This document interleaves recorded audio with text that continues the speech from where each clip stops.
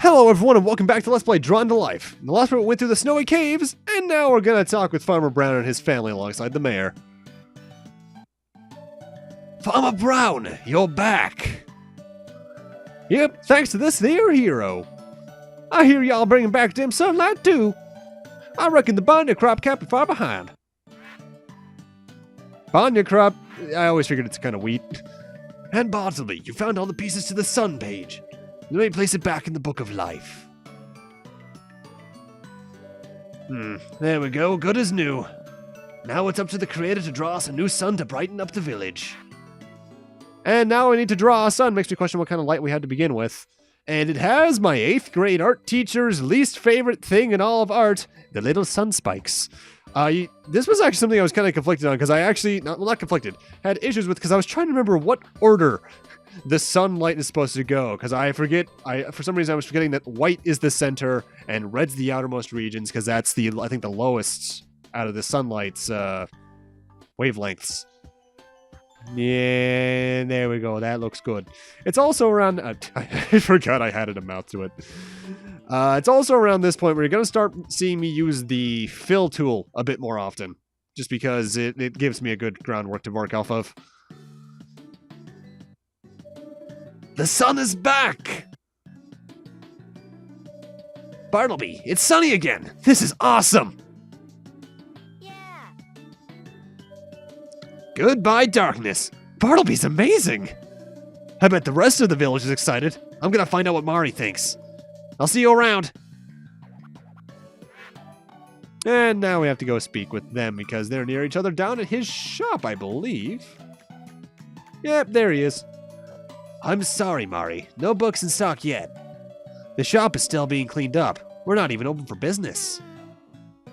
Ah, Rapo. I'm out of things to read. How about some paint? We want to put up a sign at the village gate. We're going to ask the creator to rename the village soon. I don't have any paint in stock either. Sorry. Well, at least it's sunny again. No more gray skies. Yeah, and Farmer Brown's back. Just in time, given how we're low on Banya. Do you think he'll grow some more at the farm? I don't know. The farm's still covered in darkness. And the actual Banya cop vanished some time ago. Yeah, thanks to Wilfra. Hi, Bartleby. You should go see Farmer Brown. And Farmer Brown's farm is right here in the bottom, or it would be. Well, hello there, Bartleby. My here farm is covered in darkness. I don't reckon the creator could clean things up. You better be visiting the Eternal Flame first. Then come back and clear them clouds. It's weird. I think they're more thick with his accent early on, because I recall talking to him as an NPC later on. He's nowhere near as useful. No, that's not, what's the word? His accent is not as clear. There we go. That's the verboseness I'm looking for. Brain, work with me here. And now I just need to tap away some more clouds. Admittedly, this was always a more satisfying thing for me for some reason as a child. Because I like to, it felt like I was stabbing the clouds away. As weird as that is to think, that's what my 10-year-old brain thought of it.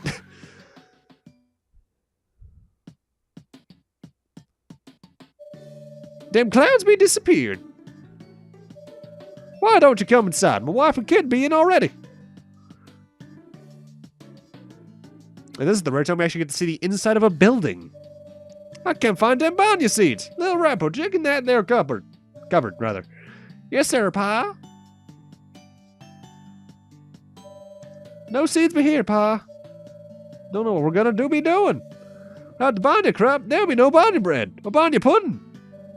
Or Banya pie. Or Banya muffins. Well, that actually sounds kind of good. I know. I bet this hero could find us the Banya stock page. With them page back in the book of life, the creator could design us a new Banya crop. You think y'all could help us out with this one? I'm sure the mayor would approve. And I think this is the rare time. Oh, Bartleby, I saw Joey and Mari at the village entrance. They were looking for you. I think that's the rare time we get a mission from someone that's not the mayor in this game. Huh. By the way, let's go check out with Mari and Joey. Maybe we should ask Isaac if he has a ladder.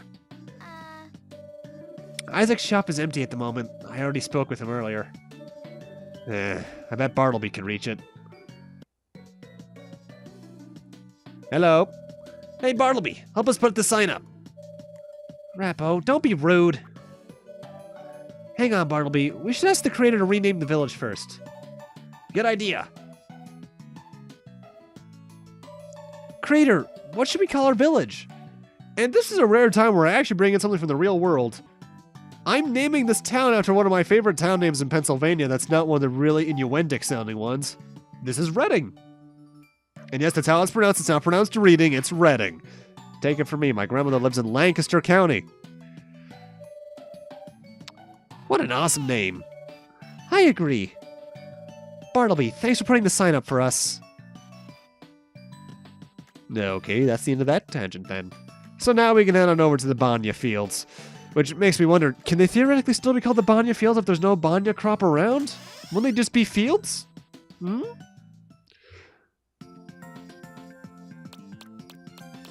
And off to the Banya Fields we go. I'd like to note, I just realized there's actual Banya there on the world map. I guess it's supposed to look like corn. Huh. In my mind, it always looked like wheat. Either way, this stage is one I actually remember fairly well because it actually is one of my favorite of the drawings I did in it. Also, I like the background here more. It's less vibrant because it's not blue, but I like that gray.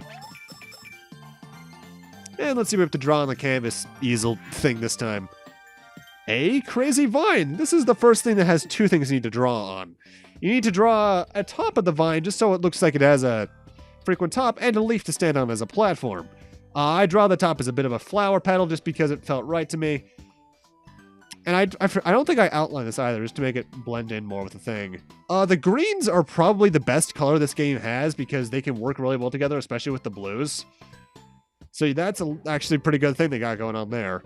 I, again, just wish you had a bit more color access because, like, the colors they have down on the sprite below you don't have all the access to, which is dumb. Plus, the top of this actually works really well because it makes it look like it's actually growing. But more or less, it's the sunflower thing from some of those levels in Yoshi's Island. Or, rather, the flying clouds that had seeds in them that sprouted vines, it's more or less the exact same as that. Also, you're supposed to be quiet around those things, but I can just jump over them. I think they might... No, they don't even do 2 damage. Because actually, I don't think anything in this game does more than 1 damage at a time. I think. Not counting, like, instant death pits. Which this game does have. Just that they're kind of rare, actually, now I think about it. Nah, until World 4, maybe. Now, something that I should talk about that I always found a bit odd is that the Drawn to Life series is one of the few games I can think of that got a re-release on the same system it was on, not counting like a third version of Pokemon. Because Drawn to Life 1 and 2 were compiled into one DS cart and released under the name the Drawn to Life Collection. Most of the changes to it from memory were the obvious game selection screen, as well as I think maybe some minor bug fixes, but it was also the first version of Drawn to Life the New Chapter to feature a change to the ending due to a ratings complaint. Because I don't want to talk about it too much, I won't go into more detail than that, other than when I eventually get to Drawn to Life 2, in which case I'll get into more detail about the change that I really don't like the change they made. And it's weird to think about, because off the top of my head, I cannot think of another game, aside from maybe Super Mario Bros. All-Stars plus Mario World, where a game was re-released on the same system with other games included. You know what I mean?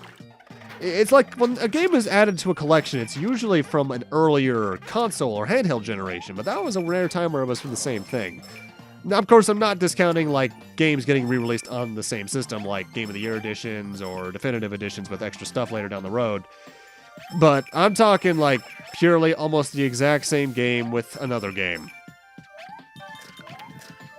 Basically, like the HD remasters now that I think about it. It's weird as well, speaking of which. I know Drawn to Life the Next Chapter has a Wii version, but I swear I recall a Wii version of the original Drawn to Life existing. I might just be blending the advertisements for the first 2 games together, though. And now that I think about it, no, actually, no, the Wii was released in 2007. That's right. I think. Let me look this up. I actually forget. Because I always associate it with 2008 because of Smash. Oh, no, it was 2006. Yeah, wow. Yeah, the Wii was definitely out by this point. So why? You'd think this would be perfect to get a Wii release. Maybe it's because it would have cost more? That's probably why, actually. Well, it cost more on the developmental side, rather, not the actual, like, game price-wise. I should probably specify that. Also, I love the look of that scarecrow. The sprite work in this game is really good, but it's always the objects within the areas I remember more than the actual levels itself, because that's the way every level tries to have its own unique set pieces, by having a few sprites unique to that specific stage. The tile sets can change a little bit, like as you can see, because we have the sun now, the bricks, and the snow rather, is starting to melt on all the trees and such. But otherwise, that's most of what I can remember. Also, I forget if this is the first time we're speeding one of these up, but yeah, I'm speeding these up 3 times from now on. I really should remember if there was one before this that I've sped up, because I've recorded this and the first 3 parts on one day. But either way, here's our, I think this is our first Raposa. Yeah, I believe it is, because it's Chef Cookie's assistant. Ah, Cookie's gonna kill me. I'm lost. Thanks for freeing me. I should note that you'll always, the Raposa rather, as they are on the top screen, is always the order of which they're placed in the level. The one on the left is always the first one you can find, the middle one is always the second one you can find, and the third one's always the third one you can find in terms of stage placement, or how early they are in the stage, rather. Also, that house is at one hell of an angle. I don't see that being very fit to live in. You need a foundation there, man. I say this because I live on a hill. It's actually a pretty steep hill in my backyard, and I used to sled down it all the time, kind of like I slide down these hills, actually. Honestly, it's surprising. Aside from the obvious drawing stuff, the stages themselves don't use the stylus too much. The goo is all you do otherwise, really, aside from the occasional tap this to activate a thing, which in most cases you could also just activate with the Y button. Because that's one thing that I don't like about early DS games. I think I could still call this early because the DS was really... No, actually, this was probably mid-life span. Either way, you get what I mean. Because, like, a lot of Wii games and DS games, if they were previous series or otherwise, tried to implement the touch controls as much as they could, or the motion controls as early as they could. And to their credit, some of them did it really well. Like, I think this game does it really well. But then you have games like the Zelda games, more specifically Phantom Hourglass in my mind, because I think Spirit Tracks is a really good game, honestly. Just use the touch screen almost to the point of hampering the gameplay. Maybe it's because the games that do it really well interplay it well with the actual face buttons? I don't know. It's weird to think about, because like when I think of a game that uses the touch screen really well, I think of the Pokemon Ranger games, specifically 2 and 3, because 2 and 3 are just... much better than the first one. And how you could use the face buttons for a fair amount of stuff, excluding the actual combat. And versus, like, obviously Zelda, where you use it for everything. Either way, now we need to draw another platform that with ooze flowing off of it, but this one's smaller. And again, from my memory, this is only used in this stage. I more or less went for the same aesthetic, only now it's like a Mario block. And again, I probably should have bordered it with gray. Oh well. Things have... I suppose that might not be gray they're using in the actual shadow sprites, though. It could be an unsaturated purple or blue? Desaturated, rather. Also, seeing the Bakis just reminds me, this game's character design is outright adorable, by the way. The Raposa especially are just amazing. I think 5th Cell considers Joey, like the Raposa, their secondary mascot next to Maxwell from Scribblenauts nowadays. And hey, it's Chef Cookie. They found me! I am the great Chef Cookie! I am in your debt. I was wrong to leave the village. I will meet you at the exit gate. Cool. Actually, isn't naming yourself, or having the name Chef Cookie, like naming yourself Dr. Scalpel? No, it might be Dr. Organ in that case, actually, because... that would be Chef Spoon in that case, I suppose. Kind of reminds me, this is gonna reveal a bit about me of an episode of Wizards of Waverly Place. I used to watch that a little bit. I wasn't a devout fan, but I watched it enough and there was nothing else on. Of an episode where, like, people in the wizard world were named what their occupation would eventually be by their parents, but you would occasionally have, like, a doctor named Butcher. I think that was a joke. Disney Channel and me had a weird relationship where I only really watched a couple of shows. Like Sweet Life of Zack and Cody is what inspired me to grow my hair out to about neck length, I say it is right now. But beyond that, I can't remember watching too much for that. It wasn't like Even Stevens, Phil the Future, shit like that. The very male-oriented and marketed shows were my thing. Though I did watch a bit of, like, Hannah Montana or That's So Raven, mostly because it was on, and I didn't want to watch whenever it was on Cartoon Network, Toon, Disney, or Nickelodeon at the time. I don't think we had Boomerang yet. Yeah, we didn't have Boomerang yet. Sometimes I think back to the old Toon Disney days, and I just smile, thinking of stuff like the, I almost said the Backyardigans. No, that's the wrong network and the wrong show. Weekenders, that was the name of it. I didn't like it that much, but I watched it all the time. I also watched, like, Timon and Pumbaa, House of Mouse. Oh, House of Mouse especially. Fillmore was fun. Then you got, like, the repeats of the Disney Channel shows, like Kim Possible, American Dragon, Jake Long, stuff like that. I love stuff like that. Oh, and here's our next riposta. I can't wait to get back to the kitchen. Hearing kitchen makes me hungry. I want to go make food and eat now. But that can wait until after this is recorded. Admittedly, seeing me do what I just did there where I got the snowballs, one of my bigger, not bigger, one of my really minor complaints, because I kill most of the enemies in this game by jumping on them anyway, is that in the case where I'm running low on ammo, sometimes it can be a bit hard to find them, because first off, they sparse out the ammo intentionally so that you don't always just fire enemies and kill them from a distance. But also, sometimes they just kind of blend into the ground. Here in the snow mounds, it's not as bad because I can spot them fairly easily because they stand out a bit. But like in World 2 or 3, I often forget they're there. In World 3 especially. Oh man, it always takes me a while to remember, oh right, this is where I get my ammunitions from. Also, weird thing about the little windmills and a nice little attention to detail, the center doesn't count as a hitbox, so you'll fall right through it. And something I should bring up, when you destroy boxes or the ice blocks from the last stage, or anything you're trying to basically break by either pressing the Y button or the ground pound like this, if you just do a normal ground pound, it will actually only take one of its 2 hits of damage. You need to be holding down the control pad in order to destroy it in one go. Alright, let's see what we're drawing now. A hang glider. Let's see, what did I do with this one actually? I forget. I know I make the handle yellow and the main thing silver. I think this is where I actually start using that blue to shade it. Yes, I do. That's that. And I believe I actually make this a bit of a blue striped one, trying to make something interesting looking. Admittedly, given the blues and greens you're given, it's very easy to shade blue on blue or green on green, but shading them with each other is actually kind of hard to do in this installment. The hang glider doesn't control that well, though, because there's coins all over the place, and you're supposed to, I think, hold the B button to fly yourself up. I think you might also be able to maybe control yourself a bit more with the D-pad, but it always just felt wrong to me.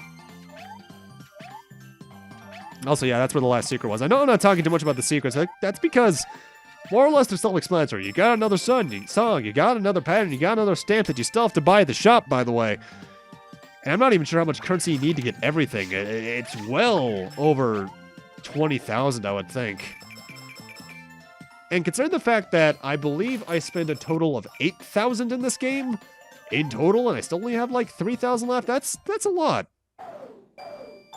Either way, that's the Banya Fields. Not the most memorable level, honestly. I like the vine, but that's the only drawing in this place that really stands out in my head. But hey, that's another level down, and we got our Banya page all together, hopefully, so we can hopefully make sure people don't starve to death. Because, you know, people dying is not a good thing in general.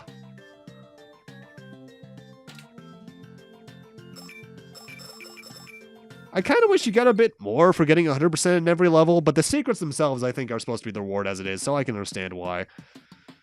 I'm also not sure if the items respawn if you go back through there, so you can get that 100% bonus again. Chef Cookie, you're back! Ah, my dear Mari, how is the appetite? I miss your cooking. My dad is not a chef. Where is the father? I should see him. He's around, probably at Village Hall.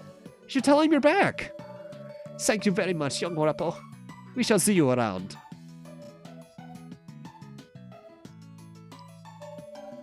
Cookie was always so sweet. Oh, I see what you did there. Wonder if he'll reopen his restaurant. The snow is finally starting to melt, too. So, Bartleby, how are the banya fields? Maybe hungry, banya stalks everywhere. Let's see, the most me response is probably... I'm hungry, because I really am. Hungry? You're a strange one, Bartleby. You should probably see my dad. In fact, let's go see the man himself. The mayor that I don't think actually has a name beyond being called mayor, now that I think about it. Huh. The great Chef Cookie and his creative cadre of cooking assistants have returned.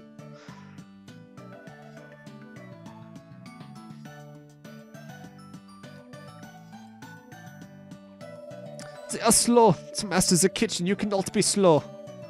I wish to open my restaurant again. I have run into this Bartleby while wandering the banya fields. I trust the creator can rid the darkness from my restaurant. Oh my. Chef Cookie! The Chef Cookie! Back in the village! The scrawny Rapo. What has become of this village? They are like skeletons! Starving Rapos! I have so much work to do. Mayor, if you may excuse my assistants and I, please ask the creator to visit our restaurant as soon as possible. And that's another group back. Let us move. Quickly this time. The slow chefs do not work in my kitchen. Look at them run. They will make fine chefs. I've got to go tell Mari about this. Yeah, she already knows, dude. So you recovered the banya stock page. How exciting. Let me place it back in the book of life. Now it's up to the creator to design us a new banya stock. I'll be outside the village farm waiting for you. And we would head over there, but I'm going to need to end this off here.